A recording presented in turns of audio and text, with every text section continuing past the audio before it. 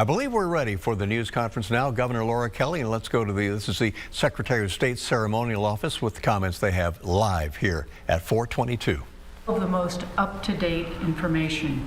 I encourage you all to visit the website and subscribe for email updates. This situation has evolved rapidly and will continue to do so for the foreseeable future. Information is our best defense, and this resource provides our best information.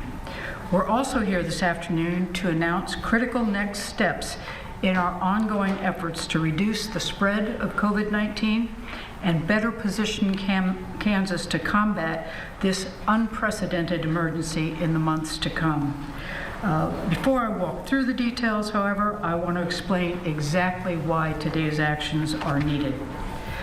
For weeks, my team of seasoned emergency management professionals has worked around the clock to adjust to rapidly evolving CDC guidance as the threat of COVID-19 has made its way across our nation and into our daily lives. We've taken painstaking efforts to proceed in ways that make sense for Kansas and respond to the unique needs of our communities.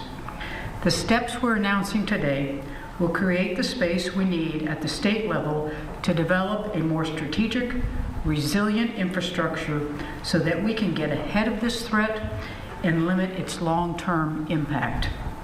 Those actions will come in two parts.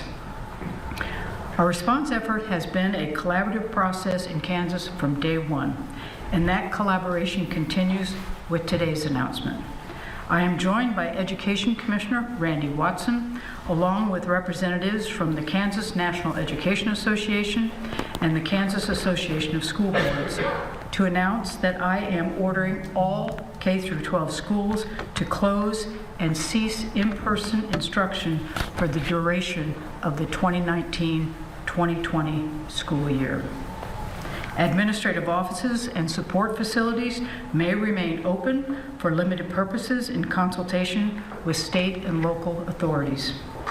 Once they are thoroughly sanitized, some buildings may be reopened for small groups of school personnel charged with implementing a plan for continuous learning. This difficult decision comes after close consultation with the education professionals here today who represent local school boards, school administrators, and local teachers. The reality of this pandemic is that it cannot be controlled statewide if school buildings return to normal operations. We've got more huge news from the State House today, as Ralph was mentioning. Governor Laura Kelly announcing an order to close all schools for the remainder of the 2019 to 2020 school year. This order impacts just under 500,000 students throughout the state, and that's both from public and private schools that this affects. But not just them, around 18,000 teachers and educators as well, many of whom will be put on paid administrative leave. Over the next few days and the next few weeks, the Kansas State Department of Education's Continuous Learning Task Force will continue their work on developing some new ways to continue education with students out of the classrooms. And Governor Laura Kelly offered these words of encouragement to the entire state. Ad astra per aspera literally means to the stars through difficulty. Our Kansas motto has never been more appropriate, and it is through our Kansas spirit that we will overcome this challenge and emerge even stronger as a state. The state will give school districts guidelines on how to move forward, but it'll actually be up to each individual district to come up with an education plan of their own. We'll be talking about this story a lot more over the next few nights. The Shawnee County Health Department has had its daily news conference. That was right after the governor's news conference concerning coronavirus. And 13's Isaac French, he is live from the Shawnee County Health Department. So Isaac, what are they saying tonight about the virus and what's happening around Topeka? Tonight, the Shawnee County Health Department touched on their home quarantine guidelines. Now, those rules are in effect for those who traveled out of state to a state where known community transmission has occurred, for those who traveled on a cruise, or for those who traveled internationally on or after March 15th. They also touched really big on calling before you go. This means if you start showing symptoms of COVID-19, to call a healthcare provider instead of showing to an emergency room and not putting others at risk. Ralph? All right, and Isaac, thank you, sir. I want to pass along this update also. We had our first case in Douglas County in Lawrence, one case there, bringing the total to 16 now, a young man in his 20s who traveled back here from Florida. A lot of you are worried about COVID-19, about being tested to see if you might have it. Right now, testing isn't an option for everybody. 13's Danielle Martin is back, and she's in the newsroom after talking with a local pathologist about the testing qualifications. Ralph, as the number of cases grow, Dr. Richard Gomez says the qualifications for who may get tested for COVID-19 become critical. He said the step is to communicate with your primary physician. Stormontville opened a drive-through testing clinic for COVID-19 Tuesday, but not just anyone can pull up. Doctors must approve the test, and the first criteria are symptoms. Currently, the testing is if you have symptoms of a fever, a dry cough, or any upper respiratory symptoms, you should call your physician or your provider. Even symptoms don't guarantee a test. We do have a priority system here. So people like you think are in the hospital right now, in the intensive care units that need the testing done, they're the first priority. The next priority might be someone that's been in contact with a known patient is positive also. Dr. Gomez says they have noticed something during their testing process. If someone has symptoms they think might be COVID, the odds are now we're finding more often those individuals might be testing positive for the flu virus.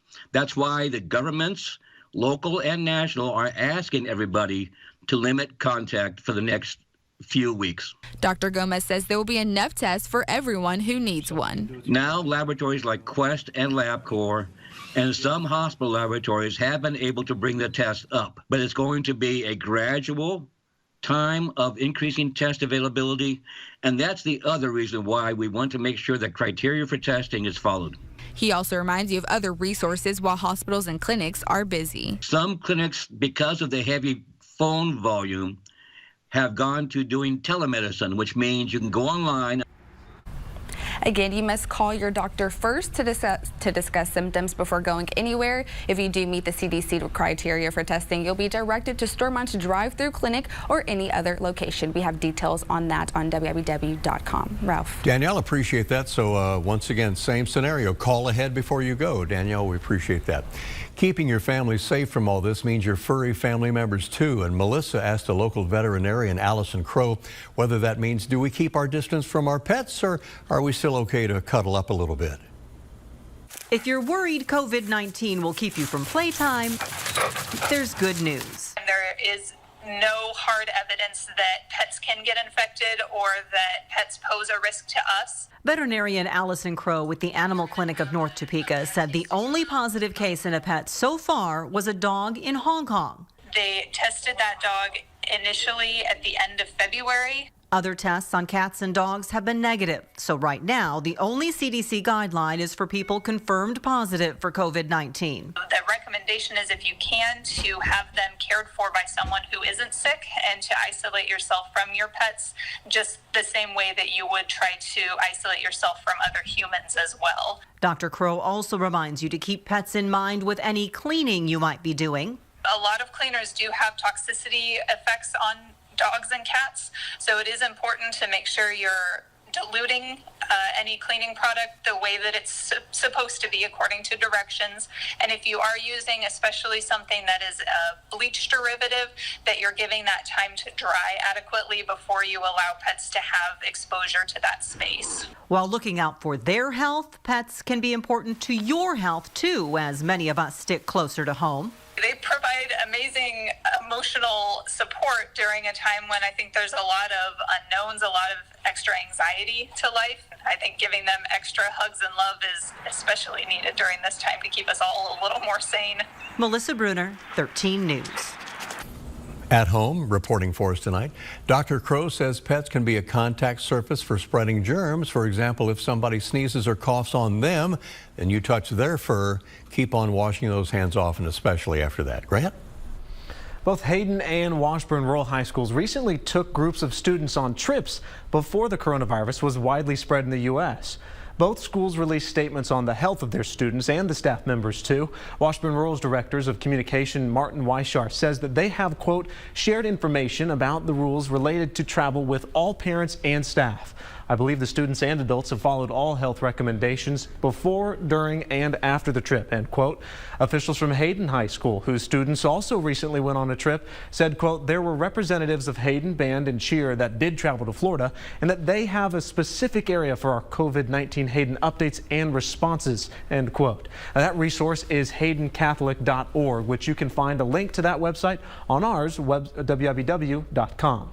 Topeka Public Schools is joining the list of places providing school lunches to kids while classes are still canceled. Starting today, TPS Food Service will be providing grab-and-go meals for kids. Those meals served between 11 and 12 every weekday until March 27th. Students under 18 years old can get one meal per day. The meals are being distributed from 13 different 501 schools, and a full list of those schools can be found on WIBW.com. Families will also be able to find lunches for their kids from the Salvation Army. Salvation Army giving out sack lunches at 3 different locations all around Topeka. They plan on providing these lunches through March 27th.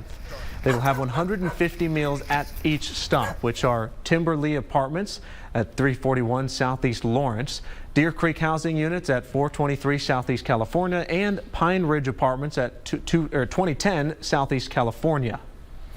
Amid all these concerns, Riley County Health Department staffers are not advising bars or restaurants around Manhattan to close right now. The officials there also remind everybody of the proper hand washing with soap and water for 20 seconds and use those alcohol-based hand sanitizers with at least 60% alcohol content. They are encouraging the practice of social distancing. So once again, they would like to see those bars and restaurants remain open as long as possible. Some businesses around Manhattan have made adjustments, allowing them to continue to stay open while observing those social distancing suggestions. We realize that some restaurants have shut down their interior space and just have gone to drive-through, and we applaud those efforts because that really helps to reduce the risk of exposure. Riley County Health reporting they're willing to provide proper signs to the bar and restaurant owners who really need them. Top story tonight here at 10. The Shawnee County Health Department late tonight has ordered all the bars and restaurants and clubs and theaters to close. Restaurants closing their dining rooms in particular, and the bars too. Grant Stevens, he's live downtown with the full story of this. And Grant, what do we know about this so far? Shawnee County was forced to make yet another very tough decision tonight, deciding to close all restaurants and bars indefinitely. We've seen this in Kansas City, we saw this in Lawrence, but now this hits closer to home. This is all being done to stop the spread of the coronavirus and to really mitigate the risks surrounding this. We haven't seen our first case yet here in Shawnee County, but this is being done to prevent that, or at least prolong that for as long as we can. Now, of course, this doesn't completely cripple the restaurants, and it won't completely end the business practices here in Shawnee County. You can still get carryout or takeout, or you just can't dine in. You can dine out, but you just will not be allowed to dine within the facilities. Now, we've been following this for a long time now, and we'll continue following this. We're expecting to hear a little bit more about this from Shawnee County officials in a press conference that'll be happening at 8 a.m. tomorrow. But again, all of the restaurants, all of the bars, anything like that within Shawnee County will be forced to shut down their dining operations starting at 12:01 tonight. Again, we'll have more information tomorrow morning, and we'll have you fully up to date on WIBW.com. Ralph? Thank you. You're watching 13 News, Kansas News Leader. Good evening and welcome into 13 News at 6. I'm Melissa Bruner. We'll check in with Ralph Hipp a little bit later. Moments ago, Shawnee County announced its first 3 residents testing positive for COVID-19. 2 went to Stormont Vale, 1 to St. Francis. Also, Jefferson County says they too have their first confirmed case, and Lyon County has 2 more cases today. That's a total of 4 for Lyon County. Now, those cases are in addition to the 126 that you see reflected on the Kansas Department of Health and Environment's website. This number here is up 28 from yesterday, so 33 cases more today. The state also saw its 3rd death yesterday. That was reported in a man in his 70s from Wyandotte County. You can see the counties still, the eastern portion of the state mainly affected, and if you looked at the trajectory of cases, here it is going up. Kansas also, by the way, has gotten more than 2,300 negative test results. Now, the news in Shawnee County comes just hours before a stay-at-home order takes effect here. Let's go to 13's Isaac French. He just heard the update from health officials and is live to begin our team coverage tonight. The Shawnee County Health Department announced that there are now 3 positive cases in Shawnee County. 2 of those patients are currently being treated at Stormontville Hospital. Now we are told that they are both male, one in his 20s and one in his 70s, who both recently traveled out of state. That 3rd patient is being treated in St. Francis, and we are told that is also a male in his 70s who has no recent history of travel. Now, the health department also wants to remind the public that stay-at-home order does go into effect tonight at midnight. Melissa? Isaac, thank you very much. And that stay-at-home order, by the way, means only leaving your home for essential tasks like getting food or health care or caring for a loved one. Lyon and Coffee counties were among the latest announcing stay-at-home orders. Shawnee counties again takes effect at midnight. A lot of you have been asking how this will be enforced. We reached out to Topeka Police, the Shawnee County Sheriff's Office, and Kansas Highway Patrol. They say if you're involved in a regular traffic stop, they may ask where you're headed, as they usually do, but they will not initiate car stops solely to enforce the order. They also will not ask for any special identification or paperwork. They say if that happens, you should call 911. They're trusting all of us to do our part. This community's been great. People have been complying. Everyone wants to be safe, do the correct things. The enforcement actions as they come out by law, we have to enforce these health directives. But we've had very good compliance by our citizens here. Authorities say they'll be stepping in to break up gatherings of more than 10 people if needed. By the way, the Shawnee County Health Department and Emergency Management staff will be holding a Facebook Live Q&A because they know there are so many questions about it. That is getting underway right now on the Health Department and the Shawnee County COVID-19 Update Facebook pages. While more than half the state's residents are now under local stay-at-home orders, Governor Laura Kelly is not ready to issue a broader mandate. Is there a need for a statewide stay-at-home order?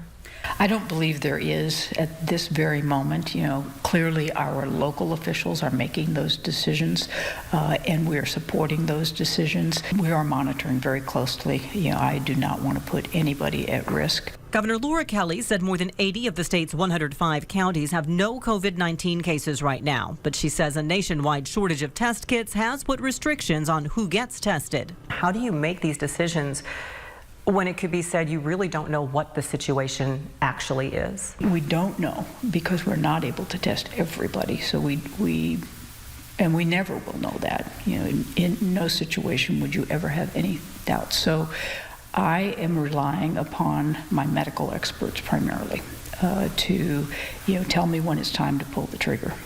With coronavirus concerns closing so many businesses, unemployment filings in Kansas skyrocketed to nearly 28,000 last week, up from 1,300 2 weeks earlier.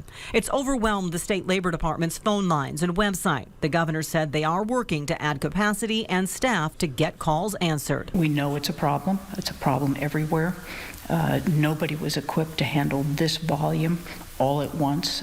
Kelly said lawmakers approved her executive orders to support Kansans and the federal stimulus should do even more. But she called hopes of a recovery by Easter wishful thinking. I think anybody who starts planning for that short of frame time will run into a lot of problems. I think we need to be thinking of this in a very long-term way. How long-term? I don't know. You know, that's the problem, is we really don't know. We have never faced anything like this before. Governor Kelly today also signed the state's budget. It includes $65 million to support coronavirus response efforts, things like helping with equipment and supplies for emergency management. Well, good morning, everybody. Hello across Kansas. It has been another full week in our battle against the coronavirus here in Kansas. We've requested a federal emergency disaster declaration so that we can access additional resources. We temporarily prohibited mass gatherings of 10 or more so that we can continue to flatten the curve. We're actively exploring additional private sector options to help us scale up our testing capacity as quickly as possible. These decisive but necessary steps have absolutely helped slow the spread of the virus, but unfortunately, they're not enough. Our projections continue to suggest that the number of confirmed positive coronavirus cases in Kansas could reach as much as 900 over the next week. Positive cases are appearing everywhere at this point, not just Johnson, Wyandotte, and Sedgwick County. This week, we also saw our first confirmed case in Gove County in northwest Kansas, and we expect to see more in the days ahead in these areas. Therefore, this morning, I am announcing the difficult but unavoidable decision to add Kansas to the list of 22 other states that have issued a temporary stay-home order. By Executive Order 2016, Kansas will establish a stay-home order in conjunction with the Kansas Essential Function Framework for COVID-19 response efforts. This will take effect at 12:01 on Monday, March 30th, and last at least through Sunday, April 19th. I reached this decision in close consultation with the State Health Department, the State Emergency Management Division, and our local and federal partners. Well, he doesn't exactly fit the typical picture of who you might think is a seriously ill patient, and that is exactly why a Silver Lake native's family wants you to hear his story. In a matter of days, Eric Goodman went from healthy 43-year-old to fighting for his life. He's just a fun guy. In a family where even grandma gets in on the antics, Eric Goodman can clown with the best of them. Just to tell you, his nickname in high school, and he's going to tell me when he watches this later, is Goofy. His sister Anya says that's why it's so hard to believe this former Silver Lake High School cross-country runner, a husband and father of two, is now living this stark reality. And there's just not really a whole lot that prepares you to see a loved one with a tube down their throat and laying there what looks like to be lifeless. Anya says it started a little over 2 weeks ago. Eric woke up not feeling right and had a fever. He tested positive for COVID-19, spent a few days at the hospital, then went home to recover. But a few days later, he woke up and couldn't breathe. His wife and younger son rushed him to the hospital near their home in Shawnee. I had to just drop him off at the front door because they weren't allowed to go in. And then they immediately sedated him, intubated him, and put him on the ventilator. And that has been 10 days ago at this point. My sister-in-law hasn't spoken to him, had a conversation with him in 10 days. My nephews haven't talked to their dad in 10 days. Which gets to the heart of why the family wants to share Eric's story. I want people to understand that he was a healthy 43-year-old active guy who is literally fighting for his life. And it's not, an older person in a nursing home. It's not somebody who is immunosuppressed, just a regular, healthy, middle-aged man. And that's why it's so important that we follow the directives of our government. We follow the directives of the CDC and stay home and do our part to stop the spread so that it's not your loved one that you have to see in the hospital like we do. They've allowed Eric's wife 2 brief visits. The good news is doctors say he should recover. They just don't know how long it will take. And they've told us that it's a marathon, not a sprint. Man, I wish I knew what mile marker we were at. And when he does cross that finish line to recovery, what's the first thing you want to say to your brother? That I love him. And that I'm really thankful for him. And he is expected to recover again. They just don't know the timeline. Eric's sons are 18 and 20. Anya says the older boy was actually at college when Dad got sick, so he's been staying with friends because his mom and brother are quarantined. Topeka's Stormont Vail is cutting pay for non-patient care staff as it deals with its COVID-19 response. In an email to employees this evening, their CEO, Dr. Robert Kanegi, said their new workforce plan strives to provide a paycheck for all workers. However, he said the coronavirus pandemic is, quote, greatly disrupting our organization's financial foundation, end quote. Staff is being trained to move into areas of critical need, and some may be reassigned to new roles. As for the pay, employees who are not working will have pay cut in half staff, with no one dropped below $12.45 an hour. The CEO, Dr. Carnegie, will take a 35% pay cut. The hospital's senior vice presidents will drop 25%, vice presidents 20%, administrative directors 15%, and those working in non-patient facing roles or working from home will earn 10% less. Employees in those face-to-face patient care roles will see no pay cut. That plan is effective April 5th. Carnegie says they'll review it every 30 days as the situation continues. By the way, I also reached out to St. Francis Topeka tonight. A spokesperson there says with declines in routine and elective procedures, they are flexing and cross-training staff as needed. News leader. A special celebration today led a Topeka man out of the hospital and into the arms of his beloved wife for a special reunion after the pair had both overcome the challenge of a lifetime.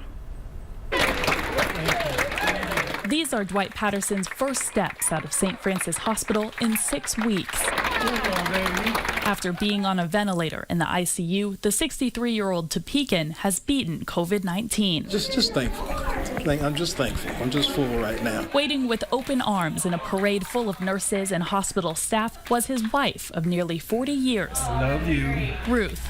She's my junior high school sweetheart. We've been together since we were 12 years old. Ruth knows exactly what it's like to fight the virus. She had just returned from a month-long hospital stay herself, fighting COVID-19 the day Dwight collapsed. And I hadn't even unpacked bags. I hadn't even really sat down too much when all this began to occur. This could have been the last time we saw each other. She just got home and I had to turn around and go 5 minutes later. The last time I seen him was when the ambulance was rolling him out. That was 6 weeks ago.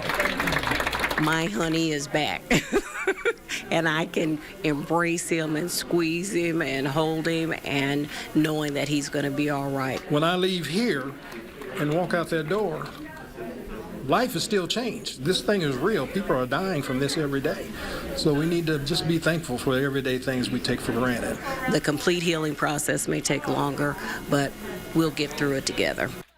Dwight says the first thing he's going to do when he gets home is pray and reflect with his junior high school sweetheart, his wife, and fellow COVID-19 survivor, Ruth. The toll the COVID-19 pandemic is having on businesses and workers is shown in the state's unemployment numbers. Take a look at the bar graph. A lot of you have been asking about this topic. This week last year, the Kansas Department of Labor has seen only about 1,500 people file unemployment claims. The week ending March 14th of this year, it was around 1,800. Fast forward a week after that, the coronavirus cases started climbing, businesses started closing, and nearly 24,000 people filed claims the week ending March 21st.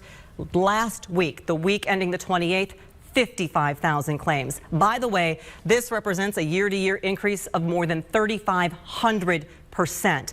It is also why so many of you are getting busy signals or being put on hold when you try calling. The Department of Labor gave us a little bit of information today. They received 877,000 call attempts to their unemployment line Monday alone. Before the COVID crisis, they had about 1,100 calls that they averaged a week. Today, the Labor Department told us a couple things they have done. They have increased the number of phone lines to 200, and they have added 40 intake workers. They are also training more staff from other areas to get more people on board. They also fixed a glitch today that was telling many of you filers you still had to wait a week for benefits. That was waived, so don't worry if you got that message. Also, they added a button online today. Several of you asked me about this. You can get your username and password recovered online. Some of you contacted me saying, I don't have it. I can't get through on the phone lines. You can now get it online. Labor officials say online continues to be the best way to file your claim. And again, that web address, getkansasbenefits.gov. Make sure it says .gov. The sheer capacity, no one in this country or this world knew that this was going to happen. So we will continue working with you. We will continue listening to you. We see you. We hear you. We will get through this together. It will take a partnership. Secretary Garcia also said during this Facebook Live session today they're waiting for federal guidance on how those of you who are self-employed will sign up for those special pandemic unemployment benefits. She suggests you apply for the regular benefits now. It will be denied. It will be denied, but then your claim will be on file for when the pandemic benefits process is set. Take note of this. The Department of Commerce launched a new website today to help job seekers during the COVID-19 pandemic. It's kansasworks.com/coronavirus. coronavirus. It lets employers from essential businesses to post positions they need to fill to help with the COVID-19 response. The site is free and will be updated continuously. We also have a page of available jobs in the region on WIBW.com. Now on to the unemployment issue. With the claims continuing to soar, the state's phone lines and website to handle those calls have been down since yesterday. 13's Marlia Campbell has been pushing state leaders for answers to this. And Marlia, you also talked to 3 Kansans about what they have been experiencing. Yeah, Melissa, in our afternoon news conference, Governor Laura Kelly said the site was back up and running, but we found the error messages continuing. State officials keep saying to be patient, but the message is wearing thin for people trying to file.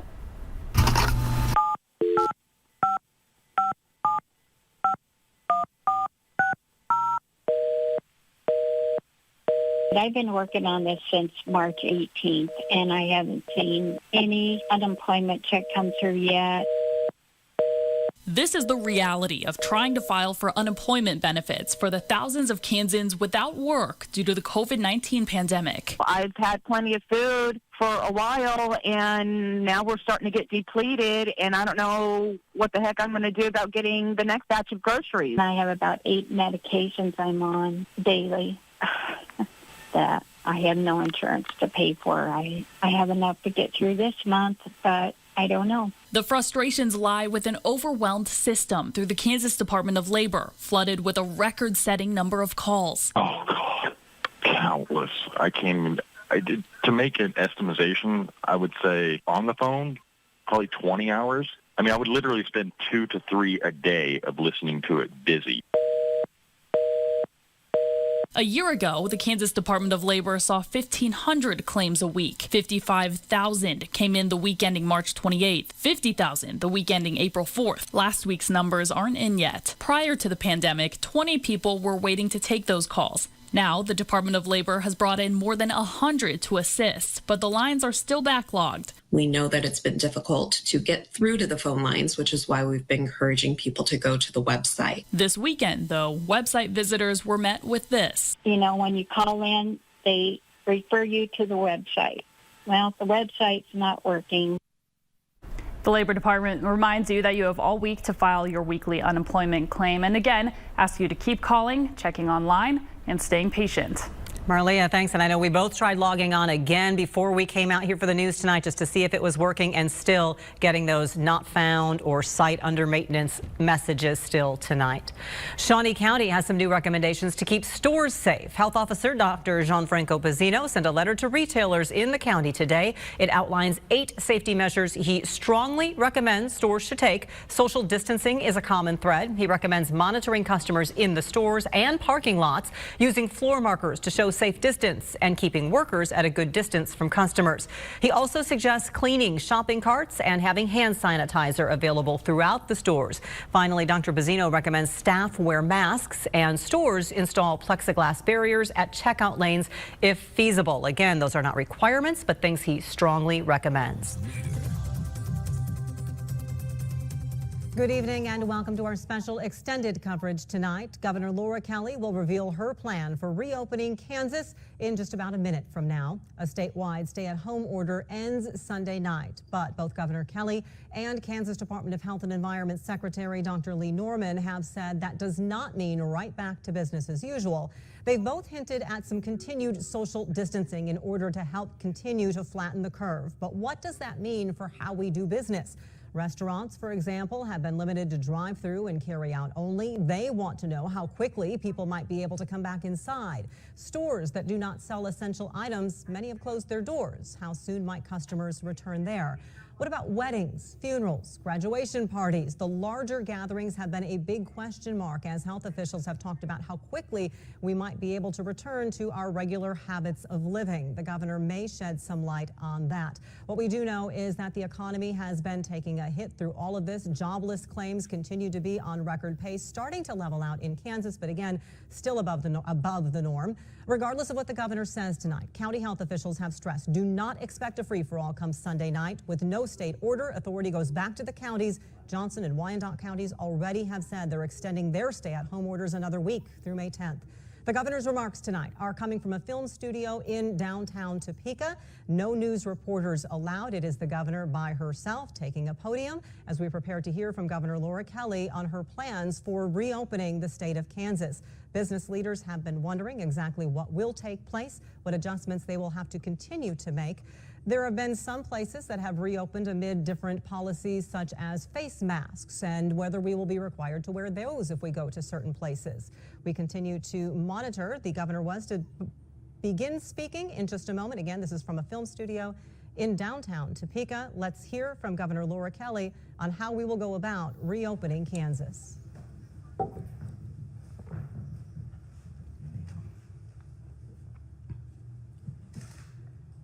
Good evening, fellow Kansans. Thank you for tuning in tonight as I outline the next steps of our coronavirus response efforts in Kansas. I also want to extend my appreciation to our broadcasting networks for providing this platform so the people of our state can hear about these plans directly in full. We've been through quite an ordeal these last 2 months. The breadth of change we've all been once again. Ad astra per aspera. And to all the people of Kansas, God bless you, and God bless our great state of Kansas. Governor Laura Kelly outlining her plan for reopening Kansas. She outlined several phases for this plan. Of immediacy is phase 1, which would get underway Monday. The statewide stay-at-home order expires Sunday night into Monday morning.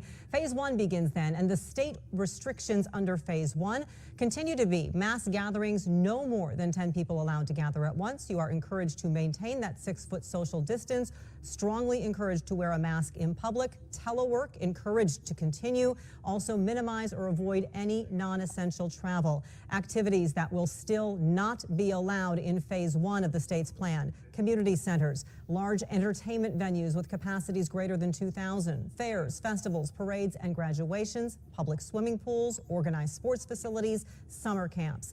Businesses still not allowed to open come Monday. Bars and nightclubs, except for any curbside service they have operating. Non-tribal casinos, indoor leisure spaces, fitness centers and gyms, and personal services, including nail salons, hair salons, barbershops, and tattoo parlors. Again, this, according to the governor, is considered to be a framework. It is a suggestion, and counties are encouraged to set their own restrictions as they see fit. We've already heard from several counties who do expect to make statements tomorrow. Shawnee County, Riley County, Geary County are going to be making some comments tomorrow on how these comments tonight impact what they will have in place locally come Monday. We already know that Johnson County and Wyandotte County are going to extend their stay-at-home orders for another week through May 10th. Remains to be seen what's going to be happening locally.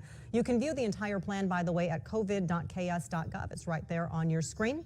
Even if we do everything perfectly, Governor Kelly said, we are still subject to the whims of the virus. We are still studying how it behaves. They have been pleased with how they've been able to ramp up the testing supply that we have across the state of Kansas, and they will continue to be getting more of that. We heard today that they are going to be testing all of the inmates at Lansing Correctional Facility where they are dealing with an outbreak. And in fact, they did test all 240 inmates who are in one area of the facility. The preliminary testing shows that up to 75% of them tested positive, but were showing no symptoms. And that's an example of what Governor Kelly was alluding to in her comments this evening, that we know with so many asymptomatic people, there is risk that people are continuing to spread without knowing that they're infected and without knowing that they are out there spreading the virus. So that is where the testing component of this comes into play. As part of the phase, Governor Kelly announced tonight that the Kansas Department of Health and Environment is already recruiting and has already begun training 400 people